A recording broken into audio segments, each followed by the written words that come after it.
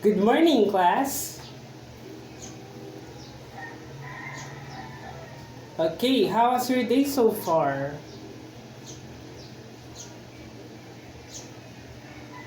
Oh, that's nice to hear that all of you are fine today. Okay, so before we start our discussion, let's have first a short review. Let's have first a prayer. Is that clear to everyone? Okay, so may I call on um, Amber to lead the prayer?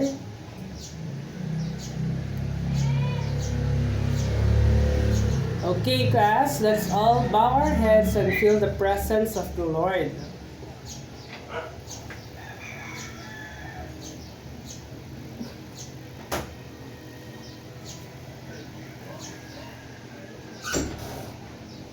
Amen.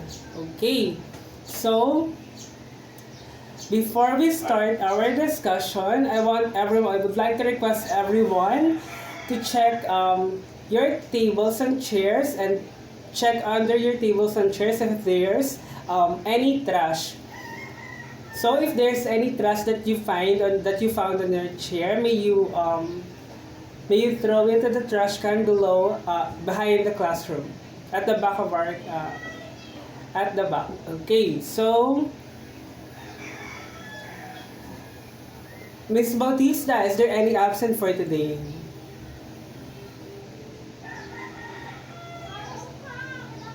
Oh, very good. That's nice to hear that there's no absent for today.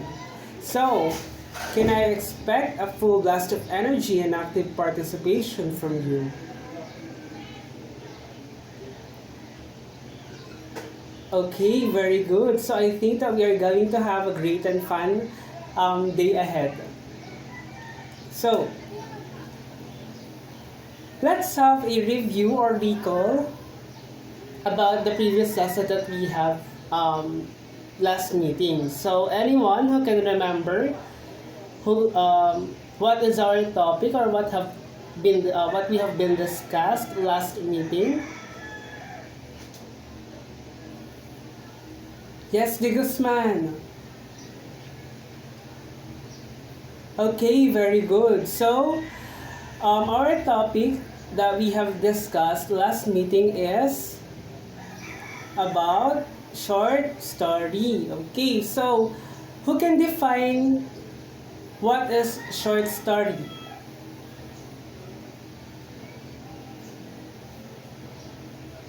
Angel. Okay, very good. So, a short story is a type of story in which we can read it or we can finish reading it in one sitting. So, here's the definition of short story. So, a short story is a piece of prose fiction that typically can be read in one sitting and focuses on a self-contained incident or series of linked incidents with the intent of evoking a single effect or mood. Okay. So, here are the examples of short story. Can we read let's read all of the examples, okay? So, who can read the first bullet? Jessa.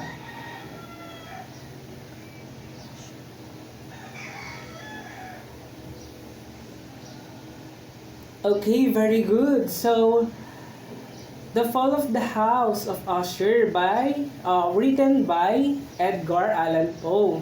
Next bullet. Yes, Amber. Okay, very good. So, The Scarlet Ibis written by James Hurst. Okay. So next, third bullet.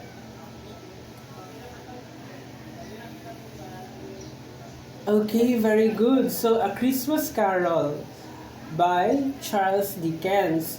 And lastly is The Lottery, which is written by very good class, Shirley Jackson. Okay. So, what was the title of the short story that we have read last meeting? Yes, Amber. Okay, very good. So, the title of the short story that we have read last meeting is "The Gift of Maggie." Can you say it? Can you say it in the class, or can you say it louder?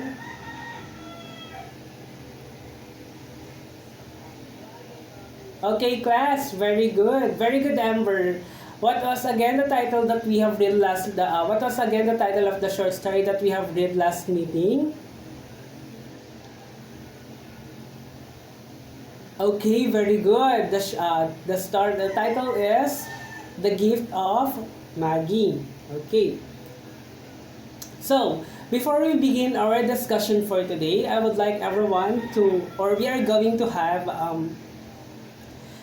a motivation or an icebreaker. So, I think any one of you has an idea what icebreaker is. So, it is an energizer. Okay. So, let's begin. Okay, can you please read the direction, class?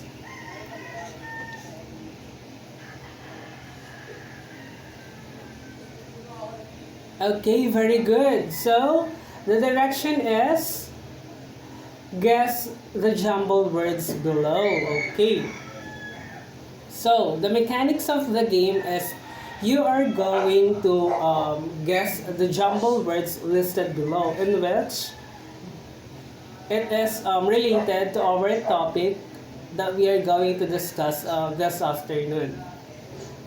Okay, so the first or the students who will got a high points will receive or will have a plus points on our evaluation or on our quiz later. Okay, is that clear to everyone? Is it clear, class? Okay, so let's begin now. So who can guess? Who can guess the first word?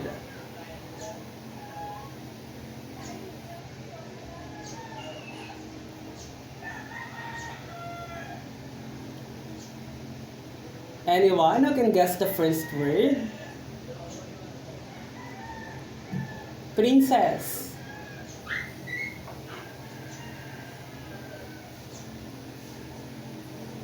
Okay, very good. So, the first word is character. Okay, so who can guess? Let's proceed to the second word. Who can guess the second word, class?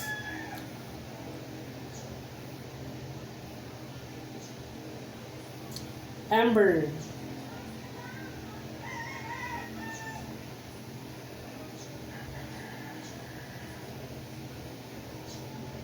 Okay, very good. So, the second word is setting. That's great. Okay.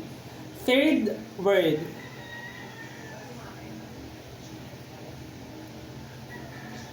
Who can guess the third word, class?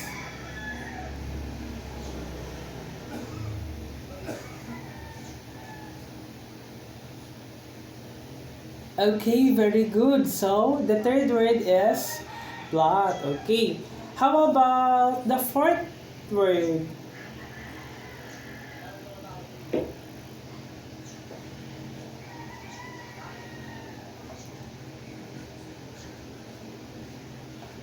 Yes, Neiron.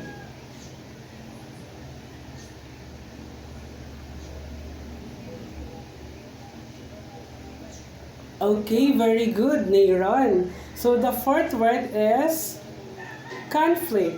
Okay. How about the fifth word?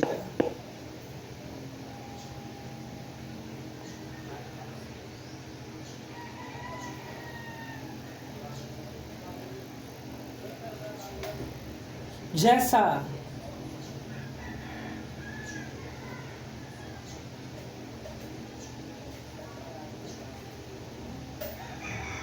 Okay, very good, Jessa. So, the fifth word is moral.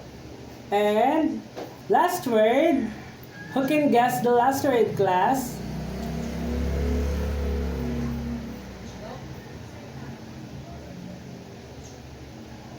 Cyril.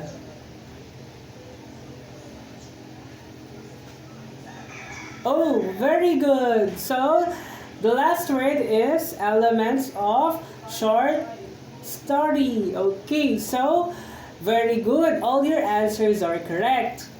That's an excellent performance of you, class. Okay, so give yourself a round of applause. Okay, very good. So, who can guess our topic for today? What do you think will be our topic for today, class?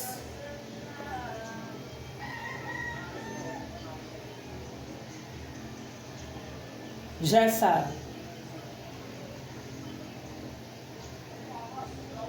Okay, very good. So, our topic for today is about short story. Elements or shall I say, our topic for today is about elements of short story, class. Okay. So, let's proceed now to our discussion. So, let's define what is elements of short story. Okay, so can you please read what is elements of short story, class?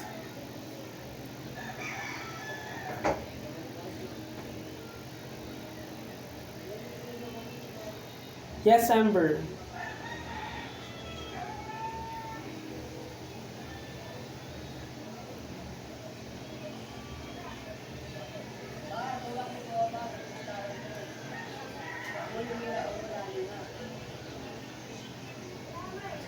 Okay, very good. So, a short story is a fully developed story in which it is shorter than a novel and longer than a fable. It typically takes just a single sitting for reading. Short story focuses on the incidents, bigger or smaller, and evokes strong feeling from its readers. A short story often has a few characters in the plot. Just like the story or just like the parts of story, elements of short story has the same or it's also similar with the parts or elements of a story or a typical story. What differs a short story from a typical story, class, is about it. It is we can read it in one sitting, while the typical story we can like novel, we cannot read it in one, or we cannot finish reading it in one sitting because it is very long and it is composed by chapters, so we can really read it or finish reading it in one sitting. Okay, very good, class. Okay, they are the true masters at combining the 5 key elements of that go into every great short story. Character. So just like the story, some of the elements of short story is character, setting, plot, conflict, and moral of the story. So short story usually has a moral, and it is defined, or it is we can learn something from it.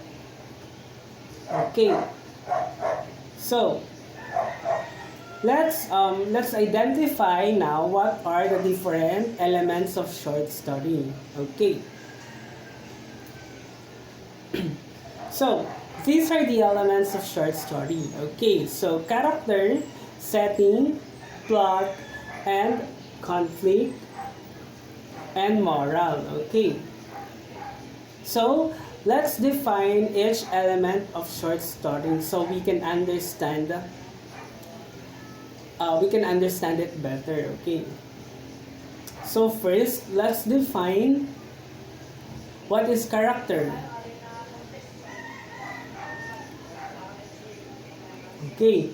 Can you please read the definition of character, Princess?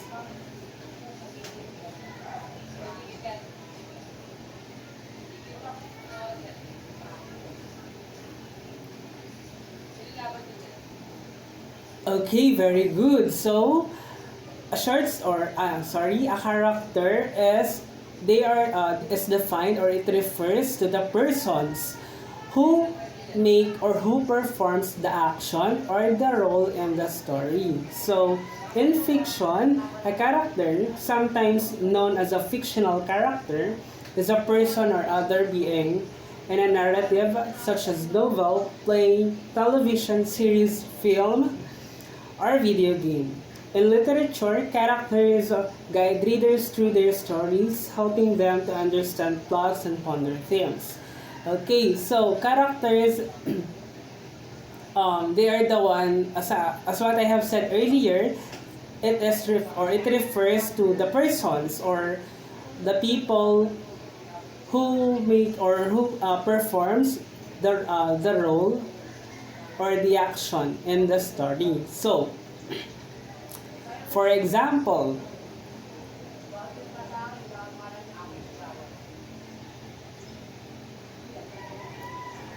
who can give me an example of character?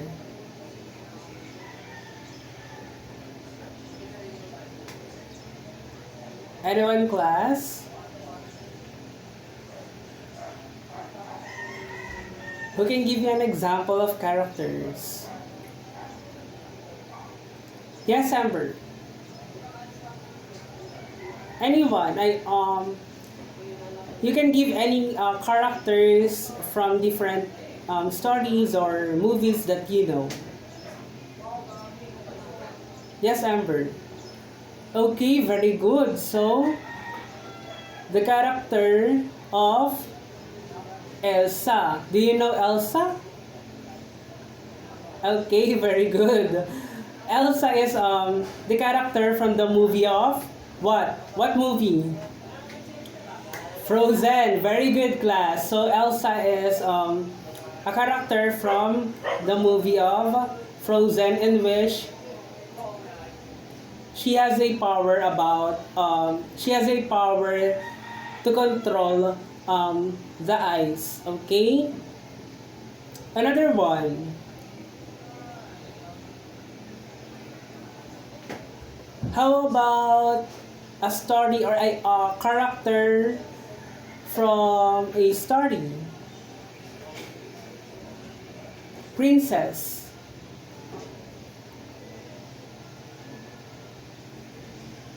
Okay, very good, Princess. The Three Little Pigs from the story of The Three Little Pigs and the Big Bad Wolf. Okay, so who can or who were able to read it, or who knew the story of it already about the Three Little Pigs, class? Oh, so there's no okay, so I think none of you wasn't able to read it yet. Okay. Very good. So, these are other examples of characters, class. Okay, so Iron Man. He is the character from the movie of Avengers. So, I think that all of you, class, is familiar with Iron Man. And the second one, I think you are really familiar with this character. Okay, so who can guess, or who is this character? Very good. So, Patrick, the starfish, from what movie? Patrick the starfish is a character from SpongeBob. Very good, class. Okay. So, do you understand? Did you understand what character is, class? Did you get it, class? Okay, very good. So let's proceed with the plot. Okay. So, can you read it, Niram? Can you read the definition of plot?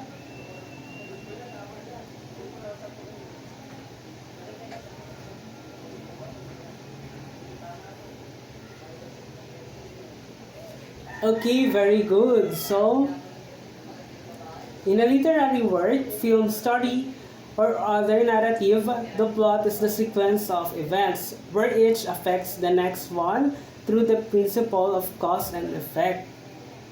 Okay, so when we say plot, or when we talk about plot, it refers to the sequence of events of the story. So for example, the story, for example, we are going to begin with the beginning of the story. We are going to begin with the exposition, in which the exposition is the beginning of the story. And then,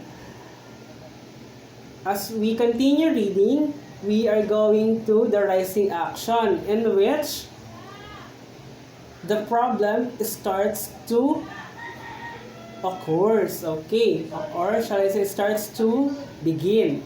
And then after the rising action, we have the climax. So when we say climax of the story, it is the most exciting part of the story. Many unsolved things of the story is still not, or was still not answered or resolved in this part, or in this, yes, in this part of the plot. Okay, so after the climax is the falling action. Okay, so when we say falling action,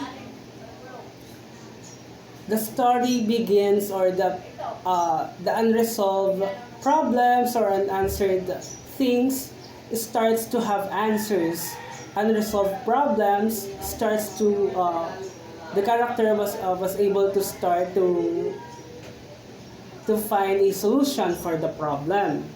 So that's falling action. The problem, or the character, it refers when the character is was able to find a way to solve their problem. And then last part is the resolution. Okay, so resolution is the resolution is the ending of the story. So in this part, it may be a bad or a sad ending, but it may also be a good ending. So resolution is the ending part of the story. Okay, so did you get it, class?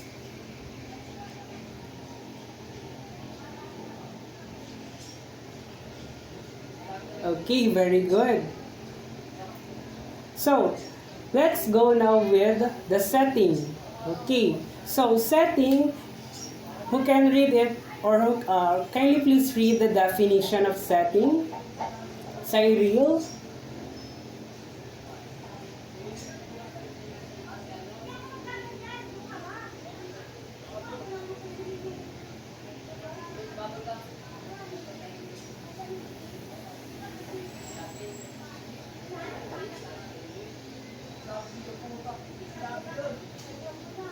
Okay, very good, Cyril. A setting is the time and geographic location within a narrative, either non-fiction or fiction. It is a literary element. The setting initiates the main backdrop and mood for a story. So when we say setting, it refers to the place where the story happens. For example, the story happens in the forest. So, what do you think is the setting on the sentence? Princess.